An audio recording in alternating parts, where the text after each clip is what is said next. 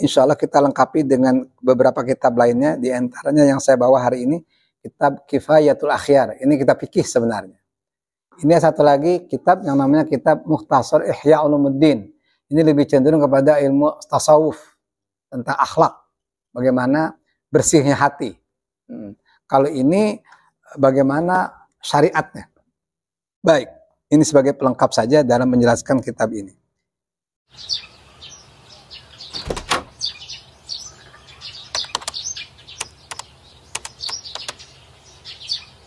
Assalamualaikum warahmatullahi wabarakatuh. Alhamdulillah, Allahumma sholli ala Sayyidina Muhammad wa ala ali Sayyidina Muhammad. Terkhusus kepada hamba-hamba Allah perindu kampung akhirat. Wabil khusus mereka yang bergabung dalam keluarga besar Darul Istiqomah. Alhamdulillah Allah jumpakan kita hari ini. Semoga diberi izin oleh Allah kita bisa berjumpa, bertemu di hari-hari yang akan datang di dunia ini. Seandainya ini pertemuan terakhir, kita mohon banget pada Allah supaya ini menjadi wasilah atau perantara Allah pertemukan kita di akhirat nanti, di surganya Allah Subhanahu wa Ta'ala. Ustadz Subandrio, Pak Thorik, dan semua yang hadir, alhamdulillah kita mencoba pagi hari ini membahas tentang ajaibun niyah, ajaibnya niat, dahsyatnya niat, di mana tempat niat itu ada di hati. Nanti para ulama membagi tentang niat itu ada hakikatnya, ada hukumnya, ada tempatnya, ada masa atau waktunya, dan syarat niat. Kita ambil tentang bab niat ini di satu kitab yang semua kaum muslimin sudah sangat populer nih kitab Riyadhus Shalihin. Ini di kalangan pesantren itu pasti ada. Sebenarnya tentang babun niat, pintu ilmu dibuka tentang masalah niat itu hampir kami katakan kitab-kitab hadis itu merupakan bahasan pertama. Babun niyah itu ada contohnya, yang contoh di sini yang jelas di kitab Riyadhus Shalihin, kitab Mukhtarul Ahadits, Jami'us Shaghir, bahkan kitab yang disebutnya karya Imam Nawawi juga. Imam Nawawi kan ada yang Riyadhus Shalihin Imam Nawawi nih. Ada lagi Imam Nawawi juga ada hadis yang khusus namanya hadis arba'in, hadis yang 40, meskipun jumlahnya nggak 40, ada 42, 43 gitu ya. Nah itu kitab-kitab yang saya sebutkan tadi itu contohnya, itu bahasan pertama tentang babun niyah. Yang populer tuh hadisnya innamal a'malu binniyah, begitu. Jadi saya hanya ingin merenung dan memunculkan sebuah pemikiran, ternyata mengapa niat dimasukkan sebagai hadis pertama yang dimunculkan. Ternyata ada sesuatu yang memang ajaib sekali di niat. Nah, saya gambarkan di sini ada ajaibun niyah, ajaibnya niat atau dahsyatnya niat. Nanti niat itu akan mengendalikan, ya, akan menyetir al-a'mal, semua perbuatan. Baik perbuatan yang dalam bentuk qaul, perkataan. Jadi orang berkata itu berbuat sebenarnya. Jangan dibilang lu berkata melulu, lu bicara melulu, lu ceramah melulu, kapan berbuatnya? Loh, justru ceramah itu berbuat gitu maksudnya. Ceramah itu beramal gitu ya. Memang bidangnya katakanlah ada seorang kepala negara, ada juru bicara, imamnya kerjaannya juru bicara. Kata siapa dia nggak berbuat, dia beramal gitu. Itu namanya al-amal bil qaul, dengan ucapan. Yang kedua beramal dengan fi'il, dengan tindakan langsung. Jadi langsung action, ya action. Bagaimana kita disampaikan dengan qaul, arti pentingnya sedekah, kira-kira itu kan harus dikasih pemahaman dulu berupa ilmu. Hakikat sedekah itu apa? Cara niat sedekah dan sebagainya, lalu diactionkan, langsung dipraktekkan. Ini hanya fi'lun namanya. Karena itu hadis itu ada dua, hadis qauli, hadis fi'li gitu lah. Hadis yang memang ucapan Nabi, ada juga hadis fi'li yang diperbuat oleh Nabi. Ada juga hadis yang ketiga namanya takriri, hadis ketetapan Nabi. Nabi nggak melakukan, dilakukan oleh para sahabat atau yang dialami sahabat. Lalu Nabi membenarkan apa yang dilakukan sahabat, itu namanya takrir. Jadi gitu. Jadi Nabi merestui apa yang pernah dialami sahabat dan yang dilakukan sahabat. Contohnya ini. Beberapa sahabat bermimpi di malam hari itu, mimpi bagaimana memanggil orang azan. Orang azan. Ternyata ya Rasul memanggil supaya orang itu ke masjid. Maka dia bermimpi, ya, aku semalam bermimpi ya Rasulullah. Mimpinya apa? Bunyinya begini. Allahu Akbar, Allahu Akbar. Allahu Akbar, Allahu Akbar. Asyhadu an la ilaha illallah. Terus yang kita kenal azan, tapi la ilaha illallah. Lalu saya juga sama ya Rasulullah, aku bermimpi sama seperti yang dimimpikan oleh sahabat yang satu ini. Nah, dua sahabat yang bermimpi itu kata Rasul, sodak tuma, benarlah kamu berdua. Itulah cara memanggil orang yang sholat ke masjid. Jadi azan itu riwayatnya itu ada takrir namanya. Jadi ketetapan Nabi gunakan, dan ini jadi turun jadi wahyu. Jadi wahyu itu yang dilakukan oleh sahabat mimpi. Jadi mimpi itu juga merupakan sinyal jadi wahyu atau jadi ilham gitu kira-kira. Ini takrir. Kembali kepada al-amal, itu ada qaul, ada fi'il. Maka ini pakai fa ya. Fa'ala fi'il. Fi'lun. Lalu dengan awalnya dengan niat, ada amal. Amal ini berwujud kata dan perbuatan. Ya. Ya. Jadi orang itu nggak akan berbuat tanpa dikasih pemahaman dulu, ada qaul dulu. Apa itu Islam? Apa sih hebatnya Islam? Begitu. Apa di luar Islam? Apa kelemahannya di luar Islam? Kira-kira begitu. Nah, jadi akhirnya muncul mabda. Mabda itu bahasa gampangnya itu pandangan hidup, kalau orang bilang ideologi. Sehingga bisa mengatur segalanya. Ya. Kemudian ada perbuatan, actionnya. Maka nanti muncul at-taghyir namanya. Perubahan. Berubah dari A ke B. Begitu, berubah. Dari keadaan, kalau Al-Quran mengatakan minal zulumat ilan nur. Dari apa? Dari gelap kepada terang, kepada cahaya. Ya. Contohnya begini, gelap di mana matahari tidak muncul di waktu malam. Kan begitu. Sehingga jadi akhirnya bumi itu gelap. Kalaupun ada cahaya dalam bentuk, kalau sekarang itu cahaya lampu listrik lah sekarang. Kalau dulu kan nggak ada listrik, ya sekarang listrik lah.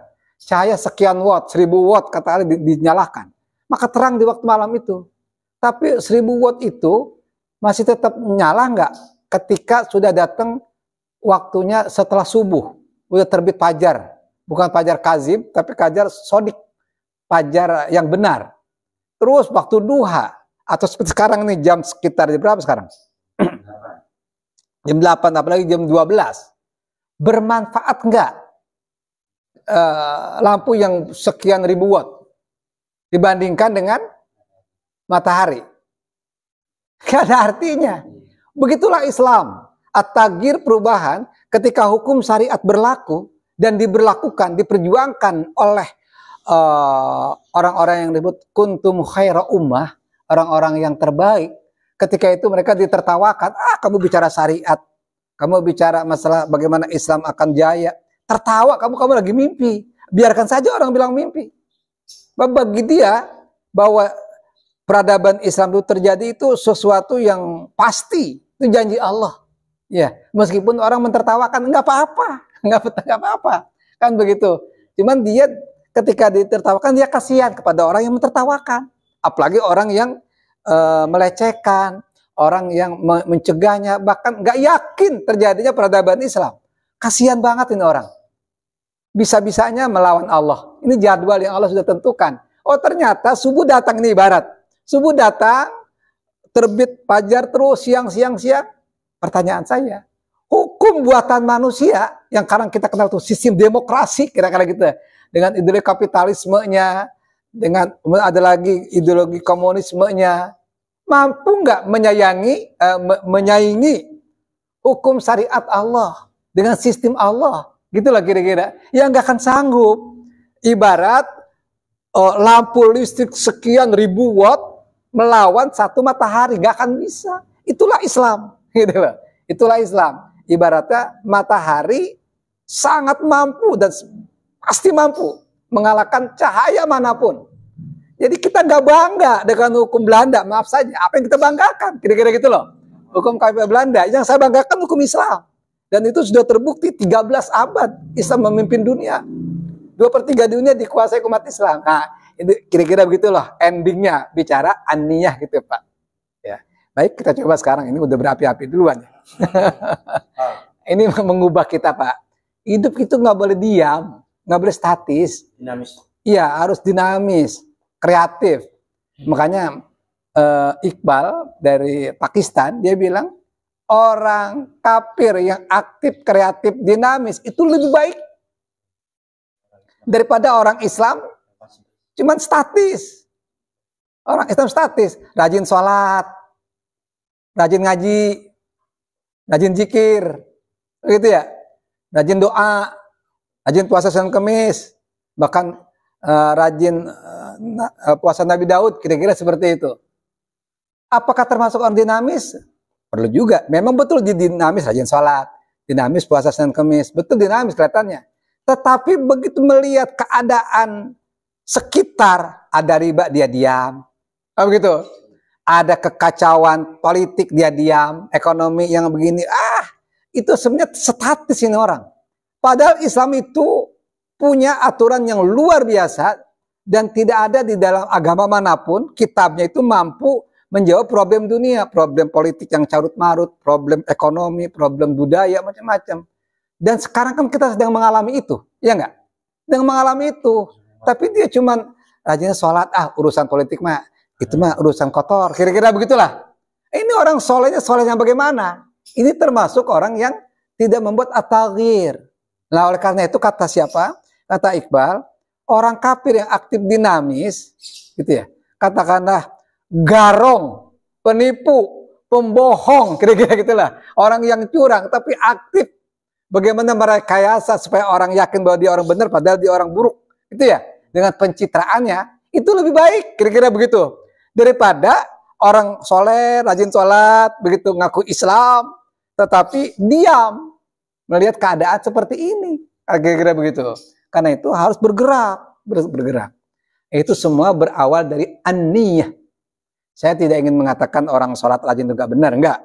Orang itu juga memang harus kok. Kita harus sholat ke masjid berjamaah di awal waktu, rajin sholat tahajud, puasanya, begitupun dengan keluarga, pasti harus begitu. Tapi juga menjawab problem masyarakat. Harus begitu. Itu kafahnya Islam. Nah, baik. Ini hanya prolog dulu. Di kitab Riyadhus Shalihin bisa kita kebet dulu. Ini halaman yang ke-10. Ini bab-bab awal. Ya, nanti insya Allah kita lengkapi dengan beberapa kitab lainnya. Di antaranya yang saya bawa hari ini, kitab Kifayatul Akhyar. Ini kitab fikih sebenarnya. Ini satu lagi kitab yang namanya kitab Mukhtasar Ihya Ulumuddin. Ini lebih cenderung kepada ilmu tasawuf tentang akhlak, bagaimana bersihnya hati. Kalau ini bagaimana syariatnya. Baik, ini sebagai pelengkap saja dalam menjelaskan kitab ini. Teman-teman jamaah rahimakumullah, di dalam kitab ini dijelaskan babul ikhlas wa ihdharin niyah fi jami'il a'mal wal aqwal wal ahwal al barizah wal khafiyah. Ini membahas pintu atau bab dibuka nih ilmu tentang ikhlas. Yang kedua, wa ihdharin niyah, menghadirkan niat, memunculkan niat. Ya, menghadirkan niat pada setiap perbuatan, fi jami'il a'mal wal aqwal, dan setiap ucapan, wal ahwal, dan setiap keadaan, al barizah, baik yang nyata au wal khafiyah, atau yang tidak nyata, yang tersembunyi. Ini ada ilmunya tentang ikhlas dan menghadirkan niat. Ini banyak sekali hadis-hadis yang akan disampaikan di dalam kitab ini. Sistematikanya si pengarang ini, ya, Imam Nawawi itu mengambil beberapa ayat Quran dulu. Pertama beliau ambil surat Al-Bayyinah, lam yakunil ladina kafaru, ay kama qala ta'ala, wa ma umiru illa liya'budullah mukhlisin lahuddin. Ingat, hunafa. Baru wa yuqimus shalah wa yu'tuz zakah wa dzalika dinul qayyimah. Di akhir ayat dijelaskan wa dzalika dinul qayyimah. Itulah agama yang kokoh, agama yang tegak, agama yang hebat, yang luar biasa. Karena kalau bicara agama itu bukan satu agama sebenarnya. Kalau dilihat di Al-Quran. Contohnya gini. Ini toleransi yang luar biasa. Dan tidak punya konsep toleransi kecuali Islam. Qul ya ayyuhal kafirun, la a'budu ma ta'budun. Dan seterusnya. Sampai di ujung ayat. Lakum dinukum waliyadin. Ini jawaban tuntas tentang toleransi. Bagimu agamamu, bagiku agamaku. Ini toleransi namanya. Tidak jelek-jelekin agama orang lain. Kan memang nggak boleh. Iya. Wala tasubul ladina yad'una min dunillah fayasubullah adwan bighairi ilmin. Itu Al-Qur'an yang bilang ini. Janganlah kamu mencela sembahan-sembahan selain Allah. Nanti mereka akan mencela kamu, ya, dengan tanpa ilmu. Mencelanya itu bukan pakai ilmu lagi, mencelanya dengan emosi. Ya, memang nggak boleh. Itu toleransi. Sesudahlah lakum dinukum waliyadin. Kamu saya agamanya. Silakan kamu ke gereja, saya nggak ikut ke gereja, kira-kira gitu. Lah kamu ke kelenteng, silakan, saya nggak akan ganggu. Nggak akan mungkin saya bom tuh gereja kamu, nggak mungkin. Itu ajaran saya nggak boleh. Bahkan dalam perang pun dalam Islam itu punya etika, punya akhlak, ya. Orang tua jompo nggak boleh, ya kan? Anak-anak kecil nggak boleh, kan begitu ya? Rumah-rumah ibadah nggak boleh. Wah, ajaran mana di luar Islam yang hebat seperti ini? Perang aja punya akhlak. Iya, yang harus kamu perangi itu adalah tentaranya, gitu loh, tentaranya. Tapi nanti setelah perang ketemu tentara yang kemarin jangan dipusuhi, itu lain lagi. Ini percaturan beda. Begitu hebatnya Islam. Lalu agama mana yang ini kan toleransi. Lakum dinukum waliyadin. Ini saya menjelaskan bahwa agama itu nggak hanya satu. Ada agama yang aku bawa, yaitu agama milah Ibrahim, dan aku ikuti milah Ibrahim, yaitu apa? Maka na Ibrahimu Yahudiyan wala Nasroniyan, walakin kana hanifan muslimah. Ibrahim itu agamanya hanif, muslim. Dan seluruh nabi itu muslim, begitu, berpasrah diri kepada Allah, agama tauhid. Jadi kata siapa? Agama ada 3 agama samawi itu. Agama Yahudi, Nasrani, dan Islam.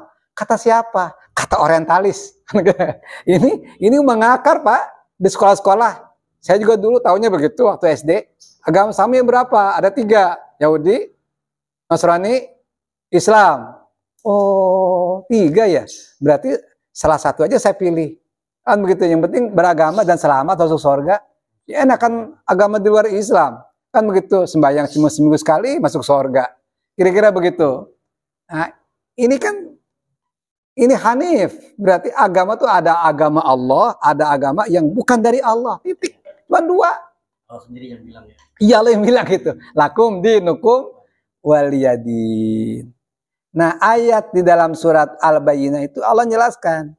Inilah agama yang kokoh. Yaitu agama Allah. Al-Islam. Agama yang diemban oleh para nabi. Dan terakhir dituntaskan oleh Rasulullah. Dan itu amanah Allah kepada Rasul. Di mana Rasul itu kata beliau, aku dengan nabi-nabi sebelum aku datang ini diutus, aku ini seperti sebuah bangunan di mana nabi-nabi sebelumnya itu paling awal ada meletakkan fondasi, kira-kira begitu. Terus bikin tiang-tiang, aku di finishing terakhir. Dan pekerjaan finishing itu bukan pekerjaan yang ringan. Bahkan biaya finishing lebih mahal, Pak. Ngecat, macam-macam buat taman. Kan begitu. Makanya al-yauma akmaltu lakum dinakum wa atmamtu 'alaikum ni'mati wa raditu lakumul Islam madinah. Itu semua terjadi awalnya dari niat, bukan langsung berjalan. Jadi ada konsep kerja. Iya betul, kerja betul. Tapi kerja pun pakai niat. Jadi kalau misalnya kita kerja tanpa niat, itu kerjaan siapa kira-kira? Kerjaan orang gila, nggak pakai niat. Begitu ya. Kalau pekerjaan kalau nggak pakai niat tuh nggak punya tagir, nggak punya yang ingin diubah. Kerja rodi. Kerja rodi jangan nggak punya niat. Iya. Jadi kalau diniatkan, kata orang mustahil bisa terjadi, bisa. Itulah anehnya jadi at-taghyir, perubahan. Dan itu harus berubah. Kembali, ini kita baru dengar nih, ada orang pergi haji pakai jalan kaki ya. Karena niat. Mana mungkin kalau niatnya utuh. Sanggup. Iya kan? Meskipun lama juga ya. Dia jalan kaki. Dia niat. Dengan uang 1 juta di bawahnya. Karena punya kemauan. Walaupun uang sekian miliar, tapi nggak punya niat, nggak bisa pergi haji, nggak ada niat. Kan begitu ya? Sekarang umat Islam punya niat nggak? Mengubah dari keadaan jahiliyah kepada keadaan Islam. Mau nggak mengubah dari sistem yang buruk jadi sistem yang baik, sistem Islam? Kalau nggak ada niat ya kan bisa, itu kan perlu niat. Nah gitu ya. Nah ternyata itulah agama yang kokoh. Allah nyatakan wa ma umiru illa liya'budullaha mukhlisina lahuddin. Ada kata mukhlis. Mukhlis itu artinya secara betul-betul kosong, ikhlas. Nggak ada embel-embel lain terhadap agama, maksudnya agama Allah. Hunafa, lurus. Saya ingin mengatakan lurus itu ibaratnya sebuah cahaya, di mana cahaya itu kalau bergerak nggak berbelok-belok. Ada nggak cahaya berbelok-belok? Makanya kalau nggak berbelok-belok, begitu musabakoh atau lomba lari cepat, ya cahaya dengan suara lebih menang mana? Cahaya dengan suara. Cahaya. Ya. Tapi petirnya belakangan. Tapi cahaya plak duluan. Iya. Dia belok kecuali pemantulan. Iya, saya dulu waktu zaman dulu ngelihat orang sedang Pak, ngampak. Ya. Ngampak Pak, pakai kapak. Itu kan kedengaran plak begitu. Iya. Atau orang memukul palu, dia dipukul tiang listrik, kan bisa sampai situ Pak. Kedengeran nggak? Tapi jaraknya itu bukan 100 meter, katakanlah kelihatan 500 meter. Kira-kira langsung ketong nggak? Enggak loh, iya kan? Sekian menit udah nyampe. Orang begini, tong, begitu. Itu lambatnya suara gitu loh. Tapi cahaya enggak. Coba aja.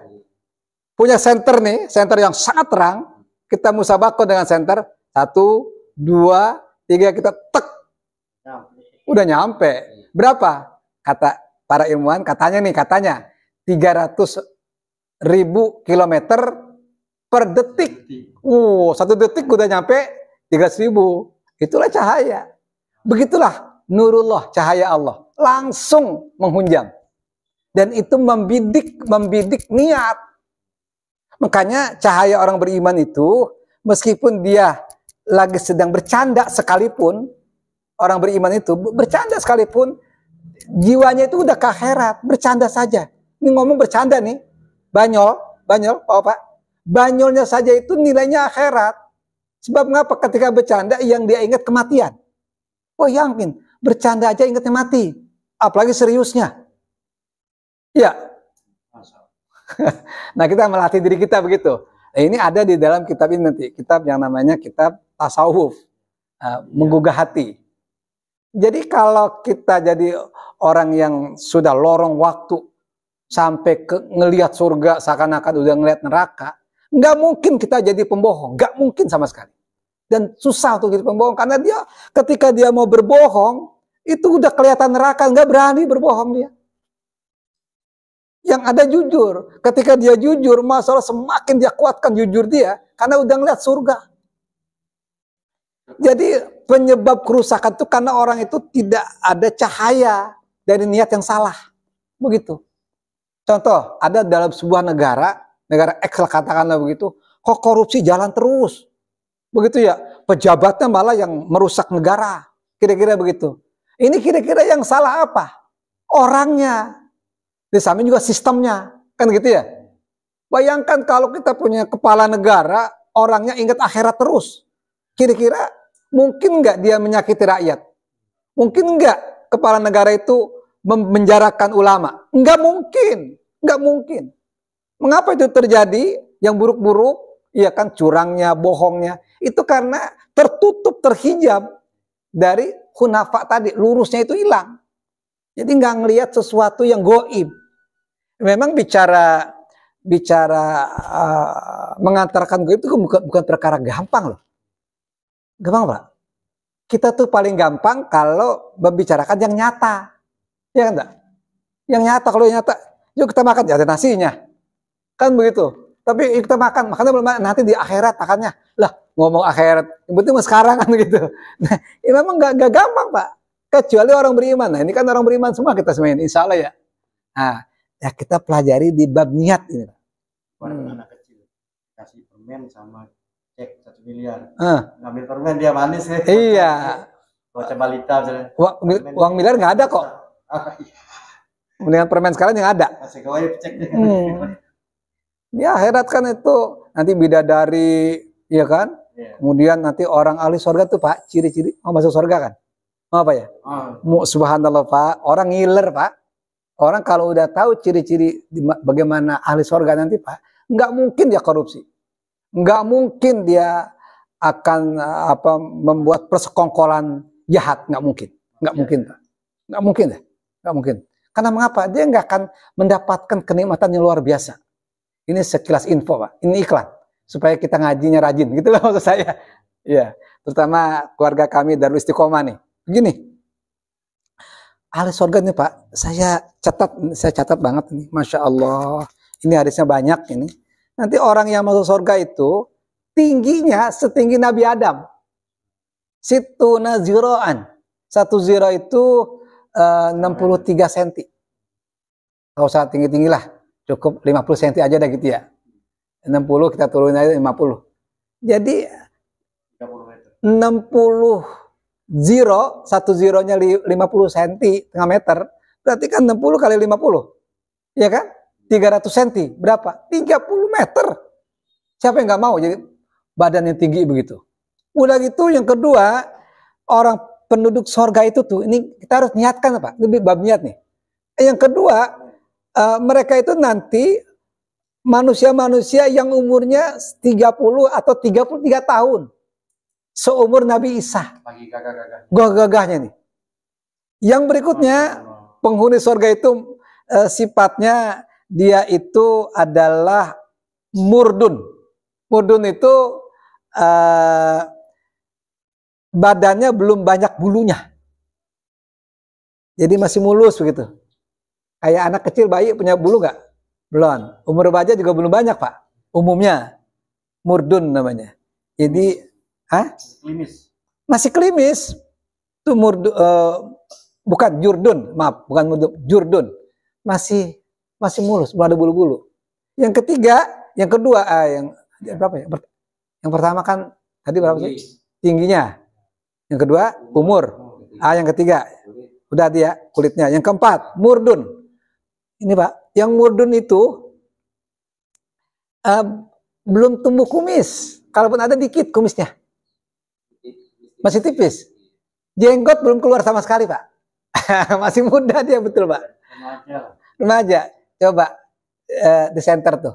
Ada satu jamaah nih, namanya Pak Torik. Coba Pak, di center. Udah punya kumis belum? Ya ini nggak bisa masuk surga model begini, nggak mungkin. Udah cukup Pak. Iya. Iya mau nggak, dia belum punya jenggot Pak. Saya ingat dulu waktu saya kuliah belum ada jenggot, belum waktu itu. Ganteng saya waktu itu. Sekarang enggak, ya belum juga sekarang. Begitu. Kemudian muhallakin. Itu artinya apa? Bukan muhallakin, mukahilin. Bercelak. Ini alis ini nih. Nih. Bulu matanya hitam. Bagus banget, Pak. Sampai digambarkan gantengnya seganteng Nabi Yusuf.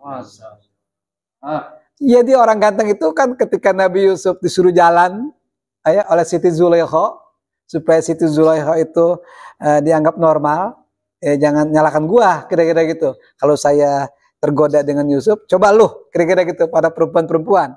Ternyata perempuan itu disediain pisau dengan buah-buahan, disuruh mengiris. Lewatlah Yusuf dengan wanginya luar biasa. Kemudian karena kaget ada orang lewat, dilihat wajahnya, subhanallah. Akhirnya perempuan tetap aja dia mengiris buah-buahan sampai berdarah, nggak terasa darahnya, nggak terasa sakit. Itu ganteng namanya orang. Siapa sih nggak tergoda kepengen ke surga ini? Ini harus diniatkan dari sekarang. Ya, saya udah bosan loh Pak Torik punya badan yang punya pipi yang keriput, udah bosan saya. Kepengennya lagi gitu loh. Ya Allah, mudah-mudahan ini raut wajah yang keriput nanti akan bagus lagi gitu ya. Pengen. Iya ketemu lagi. Pengen. Ya Allah, mudahkan saya tuh selama-lamanya. Bisa. Bagaimana caranya? Ya ini, kita ke surga dulu, ke taman surga dengan cari ilmu. Semangatlah kita hari ini. Nah, kembali kita bicara tentang niat. Ya. Jadi hunafa, lurus dia. Itu namanya wadzalika dinul qayyimah. Ayat berikutnya. La yanalallah luhumuha wala dima'uha walakin yanaluhut taqwa minkum. Ini surat Al-Hajj ayat yang ke-37. Ini konteksnya tentang kurban. Jadi ketika kita menyembelih hewan kurban, yang Allah terima itu bukan darah kurbannya. Yang Allah terima bukan yang daging kurbannya. Bukan yang nampaknya. Bukan fisiknya. Walakin yanaluhut taqwa minkum. Yang Allah tagih, yang Allah butuhkan adalah ketakwaan di antara kamu. Karena bisa jadi ada orang bersedekah atau berkorban, ya. Contoh aja. Kebetulan ini ada pemilihan RW nih. Iya. Ini orang begitu pemilihan RW, dia nyumbang sapi gitu ya. Sampai 100 ekor. Gede-gede lagi. Sapi limosin lagi yang beratnya 1 ton. Kira-kira begitu. Kan begitu ya? Lalu uang dari mana? Ya mungkin ada yang ngasih modal kali ya. Katakanlah oligarki, kalau zaman gampangnya oligarki atau konglomerat.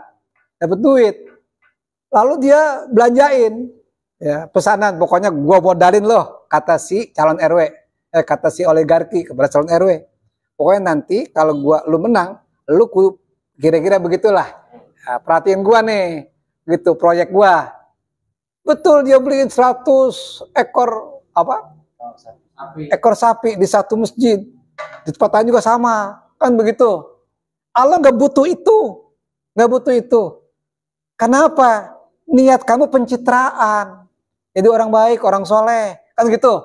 Nah kemarin sebelum calon pemilihan, apalah namanya, mungkin kalau zaman berikutnya mungkin ada capres lah kali kira-kira begini, ini RW deh.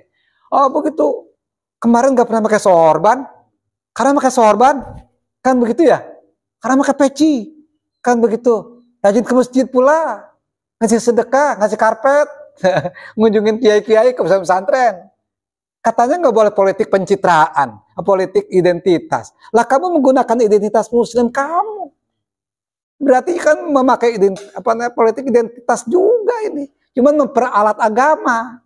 Di sini maksudnya niat larinya. Niatnya apa? Kan gitu. Kalau niatnya kepengen terpilih jadi RW, ya Allah nggak terima. Walaupun kamu nyumbang 1000 ekor, nggak Allah terima itu semuanya. Sayang uang kamu itu. Kira-kira begitu. Begitu dahsyatnya niat. Dan berikutnya yang ke nomor 3, ini Al-Quran. Allah nyatakan a'udzubillahi minasyaitonirrajim. Suratnya surat Ali Imran ayat 29. In tukhfu ma fi sudurikum aw tubduhu ya'lamhullah. Katakan ya Muhammad. Dengan tegas Allah mengajarkan Rasulullah. Ya Muhammad, katakan. Jikalau kamu sembunyikan di dalam dada kamu.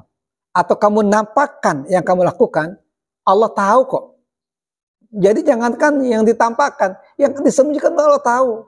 Memang betul tampaknya kamu itu seperti orang baik. Pakai sorban, pakai peci, rajin ke masjid, nyumbang ini itu. Tapi Allah tahu niat kamu. Allah tahu.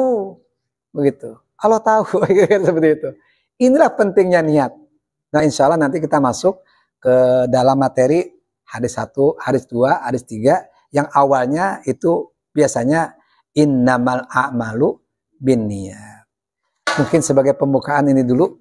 Semoga bermanfaat. Ya, insya Allah kita lanjut dalam diskusi berikutnya. Assalamualaikum warahmatullahi wabarakatuh. Waalaikumsalam.